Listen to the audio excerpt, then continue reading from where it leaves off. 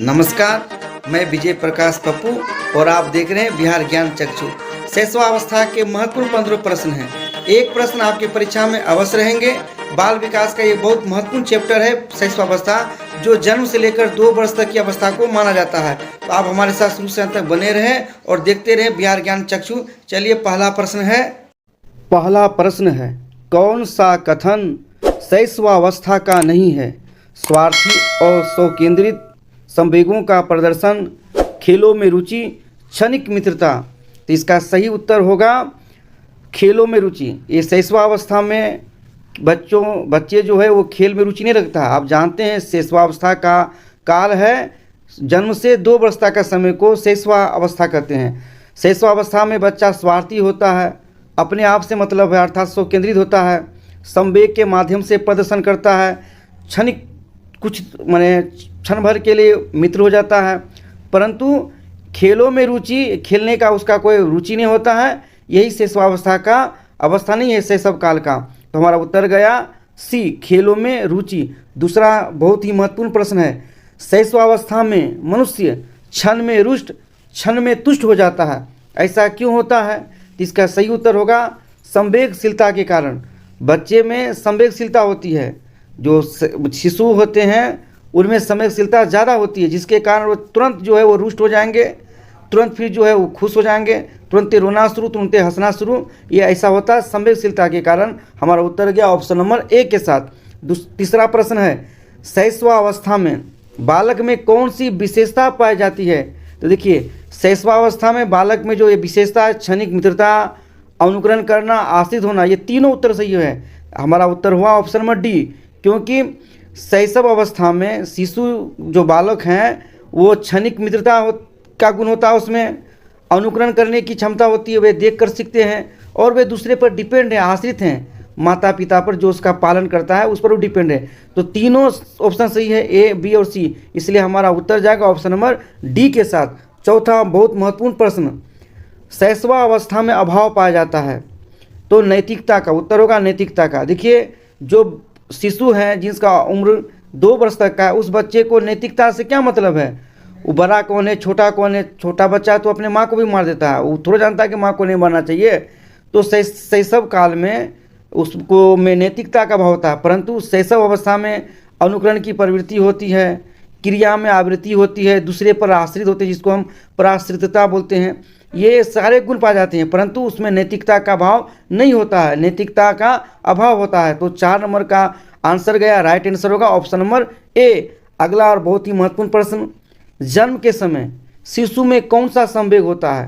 तो ये सही उत्तर होगा उत्तेजना, ऑप्शन नंबर बी। जन्म के समय शिशु में उत्तेजना का जो है संवेग होगा। देखिए, बच्चा को गुस्सा यानी पहला जो है क्रोध, भय, प्रेम, उसको इसका एहसास नहीं है, परंतु जन्म के समय जो बच्चों में उत्तेजना का संवेग होता है, जन्म के समय बच्चा क्रोध क्या करेगा, या उसको किससे डर है या किससे प्रेम है, वो तो संसार में आया ही है, इसलिए उसमें केवल संवेग होगा उत्तेजना का। से उतर गया ऑप्शन नंबर बी के साथ।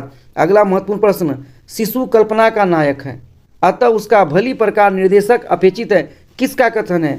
इसका सही उत्तर होगा रोस ने ही कहा था कि शिशु में कल्पना करने का जो है वो क्षमता होता है, शिशु कल्पना करता है, इसलिए शिशु को कल्पना का नायक कहा है। उसने कहा कि शिशु कल्पना का नायक है, इसलिए अतः उसका भली प्रकार निर्देशक अपेक्षित है, ये रोस ने कहा था। ये बहुत ही इंपॉर्टेंट प्रश्न है, कई परीक्षाओं में पूछे गए हैं, आप इसको याद कर लें।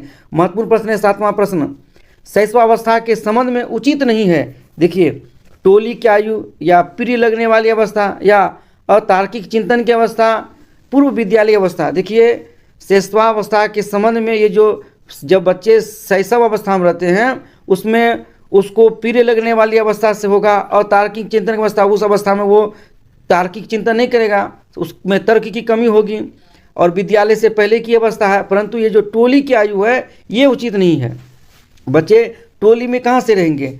तो ये हमारा सही उत्तर गया ऑप्शन नंबर 7 का, ऑप्शन नंबर ए, प्रश्न नंबर 7 का। अगला प्रश्न बहुत ही महत्वपूर्ण 60वां प्रश्न, निम्न में कौन सा कथन असत्य है? शिशु में अनुकरण द्वारा सीखने की प्रवृत्ति विद्यमान होती है। ये बात तो सत्य है कि शिशु जो है दूसरे को देखकर ही सीखते हैं, ये उसकी प्रवृत्ति होती है। दूसरा ऑप्शन है, शैशवावस्था में शिशु अनुकरण की क्रिया द्वारा शीघ्रता से सीखते हैं।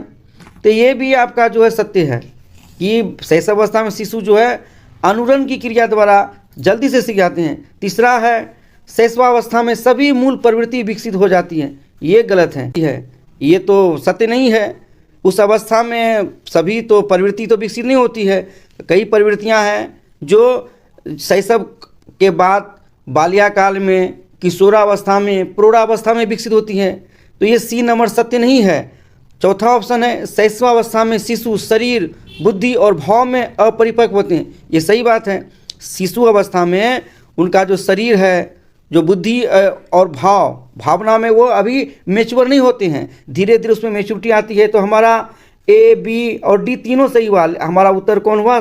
सी जो है असत्य है, इसलिए 8वां प्रश्न का उत्तर गया ऑप्शन नंबर सी के साथ। चलिए 9वां प्रश्न है, बहुत ही इंपॉर्टेंट प्रश्न है। शैशवावस्था सीखने का आदर्श काल है, यह कथन किसका है? बहुत ही इंपॉर्टेंट प्रश्न।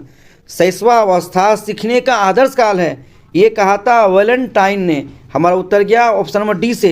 ये सत्य ही कहा है कि सबसे ज़्यादा बच्चे शैशव काल में ही सीखते हैं, वही उसका सीखने का आदर्श काल है। हमारा उत्तर गया 9वां प्रश्न का ऑप्शन नंबर डी के साथ। 10वां प्रश्न बहुत इंपॉर्टेंट प्रश्न। शिशु में काम प्रवृत्ति बहुत प्रबल होती है, परंतु वयस्कों की भांति उसकी अभिव्यक्ति नहीं होती है, किसका विचार था? ये उत्तर जाएगा सिगमंड फ्राइड के साथ। हमारा ऑप्शन ए सही होगा। उत्तर हुआ ऑप्शन नंबर ए, एकदम बिल्कुल सत्य है। बच्चों में काम की प्रवृत्ति बहुत ज़्यादा प्रबल होती है, परंतु वो कैसे उसका अभिव्यक्ति करेंगे उनको ये पता नहीं चलता है। एडल्ट की भांति वो जो है उस बात को प्रस्तुतिकरण नहीं कर पाते, परंतु काम की प्रवृत्ति बहुत ज़्यादा प्रबल होती है, ये मानना था सिगमंड फ्राइड का। तो हमारा उत्तर गया ऑप्शन नंबर ए के साथ। 11वां प्रश्न है, बहुत इंपोर्टेंट प्रश्न। शैशवावस्था को किस नाम से नहीं जाना जाता है? भावी जीवन की आधारशिला? नहीं, ये तो सत्य है।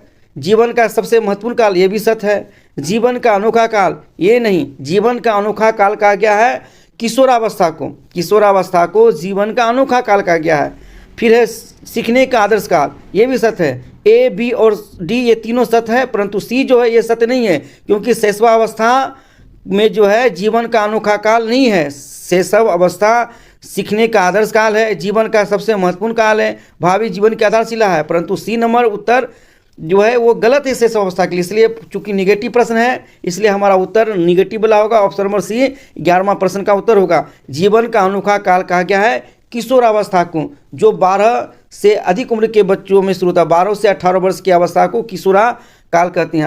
अगला और बहुत ही इंपॉर्टेंट प्रश्न, ह्यूज और ह्यूज महोदयों ने 4 से 7 वर्ष की अवस्था का किस नाम से संज्ञापित किया है? तो ह्यूज ब्रदरों ने 4 से 7 वर्ष की अवस्था को बेबी अवस्था कहा है। हमारा उत्तर गया ऑप्शन नंबर ए के साथ।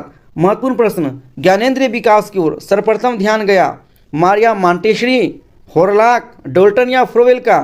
तो सही उत्तर जाएगा मारिया मॉन्टेसरी। मारिया मॉन्टेसरी ने ज्ञानेंद्रिय विकास की ओर सबसे पहले ध्यान आकर्षित कराया था। हमारा उत्तर गया ऑप्शन नंबर ए के साथ। अगला और बहुत ही महत्वपूर्ण प्रश्न है, 20वीं शताब्दी बालकों की शताब्दी है, किसका कथन है? इसका उत्तर होगा option number B, Crow and Crow. Crow and Crow ने कहा था कि 20वीं शताब्दी जो है वो बालकों की शताब्दी होगी। ये बिल्कुल सत्य साबित हो रहा है, 20वीं शताब्दी बालकों की शताब्दी है। क्रो एंड क्रो ने जो कहा कि 20वीं शताब्दी बालकों की शताब्दी है, बिल्कुल सत्य साबित हो रही है। पहले की शिक्षा पद्धति थी अध्यापक केंद्रित, आज की शिक्षा पद्धति हो गई है बाल केंद्रित, इसलिए हमारा उत्तर गया ऑप्शन नंबर बी के साथ। अगला और अंतिम प्रश्न है, शैशवावस्था की प्रमुख विशेषता है नैतिक भावना, अनुकरण द्वारा सीखने की प्रवृत्ति, संवेगों का प्रबल प्रदर्शन या काम प्रवृत्ति का प्रकाशन? तो हमारा सही उत्तर और बहुत ही इम्पोर्टेंट प्रश्न का ये सही उत्तर होगा अनुकरण द्वारा सीखने की प्रवृत्ति। शैशव काल की सबसे प्रमुख गुण होता है अनुकरण। बच्चे अनुकरण द्वारा अर्थात देखा देखी सीखते हैं।